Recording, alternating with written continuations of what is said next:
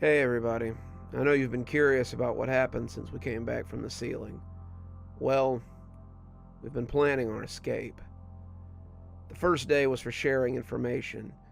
We sat around the Coleman stove as we ate and listened to Gail's story, hoping there would be something in there that we could use to help us escape.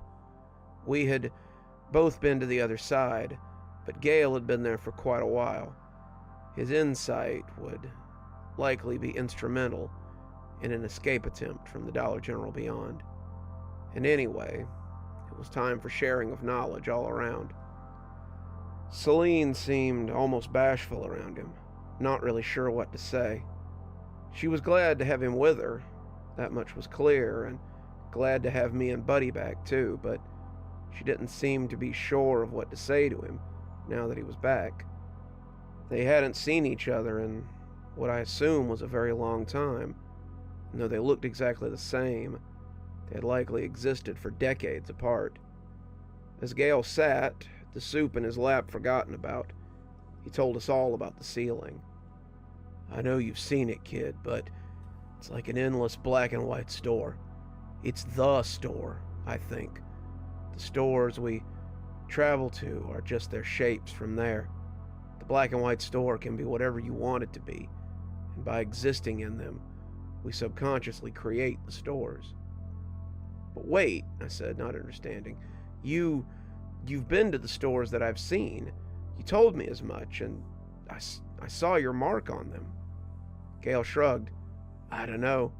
Maybe you just aren't very creative." There was silence for a moment, then he laughed, breaking the tension. "More than likely, it's because I've existed here for about 100 times longer than you, kid. Even so, you've written down more than a few stores that I've never been to until you took me to them. I think the longer you travel to stores, the more you influence them. I don't really know, of course. I'm mostly just guessing. But I do know that the stores are taking more people than we thought." He took a sip of his soup then, but it seemed like it was more to wet the pipes than to fill his belly. While you were up there, did you run into any of the black and white people?" I nodded. Yeah, to me, they looked like photo negatives, but I guess I could see them being black and white. Gail nodded. To me, they reminded me of the old Tex Avery cartoons I used to watch, especially the ones that played towards the end of the lineup, the ink and paint sketches, the ones that looked kind of unfinished. That's what these places looked like to me, like unfinished ink tests from some production company. They moved strangely, back and forth like angry ghosts, and when I first encountered them, I thought they might be part of the miasma's defenses. Once I got to the crystal cocoons, though, I knew what they were. Those are the ghosts of the people that have been used to power the beyond. We thought we were alone, but they're just saving us for a rainy day. These stores are just their pantry, the maze they keep the rats in until they need more food for the snake. "How many of the ghosts did you see while you were there?" he asked suddenly. I thought about it. 2, maybe 3.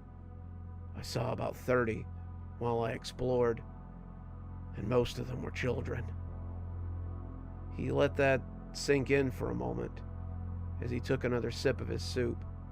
It was chicken noodle, something name brand tonight, but it had turned to ashes in my mouth. Suddenly, I knew what had probably happened to Jasper's missing grandson, what had happened to Rudy and Margot, and what had befallen so many other nameless kiddos who had gone to the bathroom and wound up somewhere else. "You called them cocoons," I said. "To me, they looked like trees." Gail nodded. "They did to me too at first, but once I realized what they were, I couldn't think of them as anything but cocoons. They hold them there after the miasmas get them. They hold them there and they drain their life away.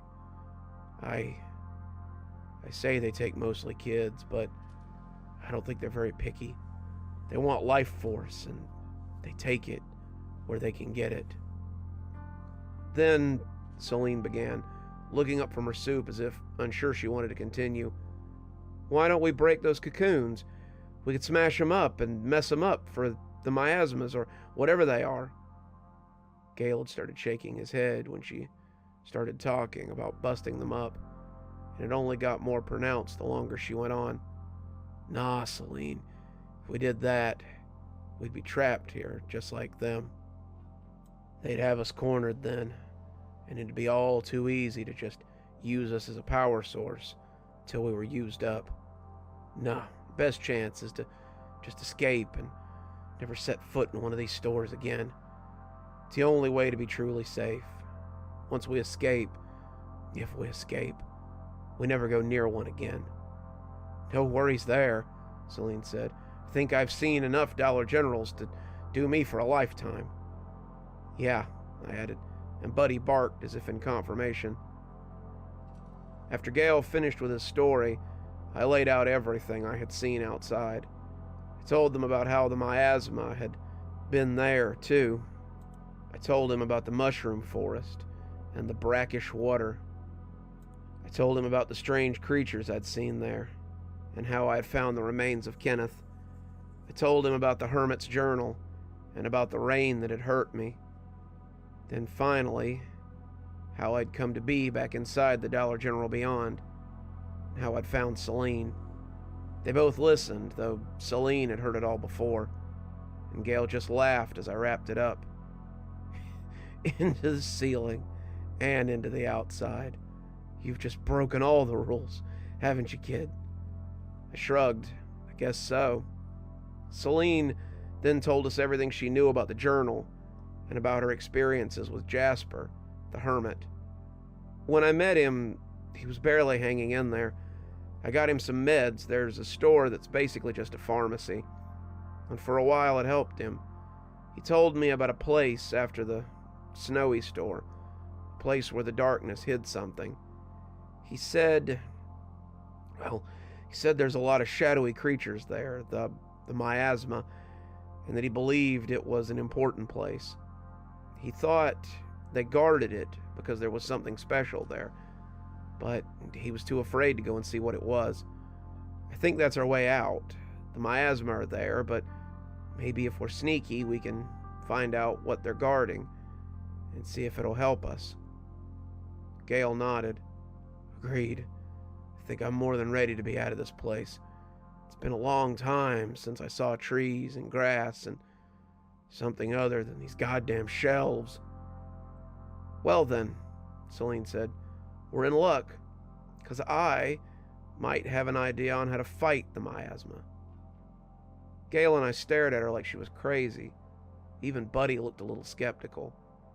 This would have been valuable information to someone going into the ceiling, I said, a little perturbed. The place where the miasma live.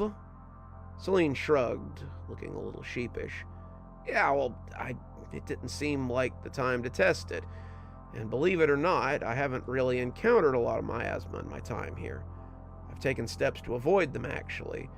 But while reading Jasper's journal, I remembered something that he had given me while he was in a semi-lucid state.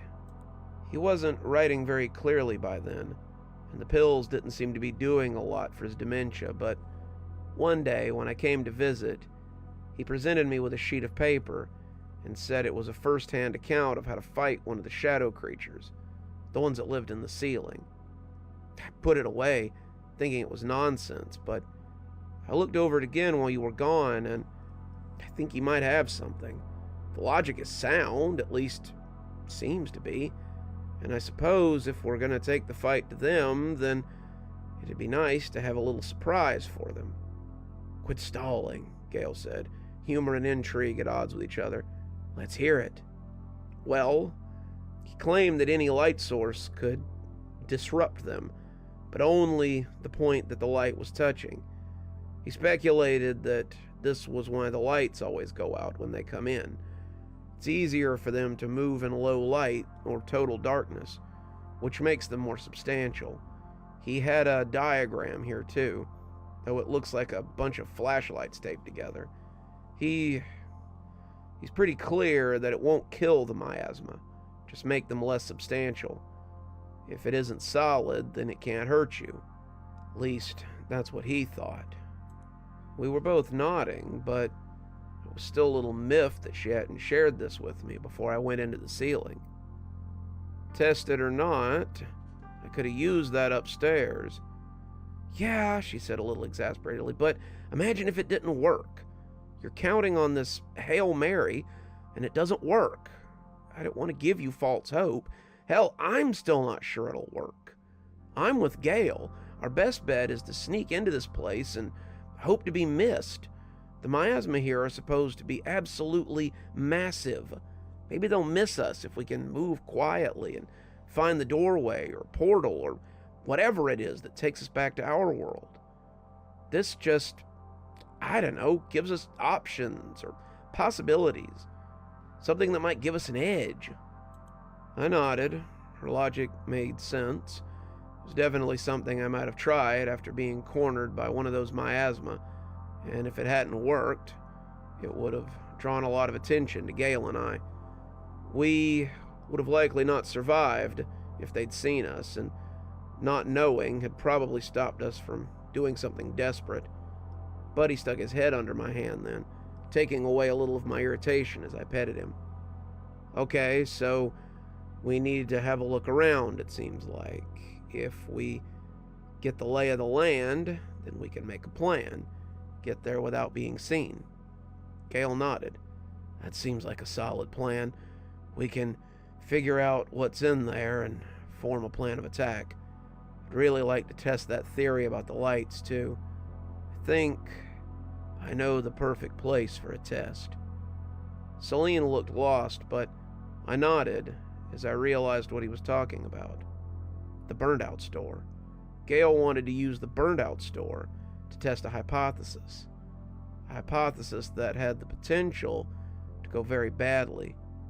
We don't have to, Celine said, but Gale cut her off. No. If it can help, then I'd like to know how much.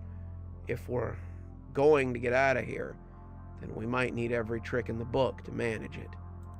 That was when we began preparing to test Jasper's theory. Gale has a bunch of those big old 750 count candle lights that he's been setting aside. Something to light the place if the power goes out. And Celine has a bunch of those halogen lanterns that she's hoping will do the trick. I've been playing around with these super bright clip-on lights, the kind that joggers use, and hopefully we can make little fields around ourselves that disrupt the shadows. We worked furiously, though I guess we didn't need to. It wouldn't matter how fast or slow we worked. We were still stuck in this timeless void. As we worked, I couldn't help but notice little things about my companions either. They were working close together, smiling and laughing more than I'd seen before. Makes me wonder if Rudy and Margot were the only secret, not-so-secret couple at the Dollar General. I've been trying to give them space, Buddy and I taking a lot of walks on back alleys, and I've become pretty close with the pooch. I wonder if Celine would mind him coming back with me. Would that even work? How does the return process work? So many questions, but not many answers. So that's where we are now. I'm making this update while those two take inventory of what we have in our hideout. I'd be lying if I said I wasn't a little excited. It's a chance to escape, the best chance we've had so far. And if it fails, then, well, I guess at least it'll fail spectacularly. They're putting something together now, working on something that will help us combat the miasma, and I should probably go help them. Hopefully, there won't be many of these left to go, and I'll be back in the real world soon enough. Till then, pray for me. You're still here. Thanks for stopping by. Dr. Plague here. Always a pleasure to see all my new and old viewers coming by for another one of my spooky tales. If you'd like to support the show, you can always take part in one of our channel offers through Fume or Aura. Or you can just click on another video when they come up. I'd really appreciate it. For our newer viewers, we also have lots of playlists and other things if you'd like to get caught up. I know some of my series have been going on for quite a while. If you'd like to get my latest book, there's a link down below that'll take you to my Amazon page. Towesey Homestead just came out, so if that's something you'd like to get your hands on, go ahead and have a look down there. If you'd like a signed copy, you can go ahead and email me from my email address on the site, and I'll get with you about shipping information and ship you a signed copy.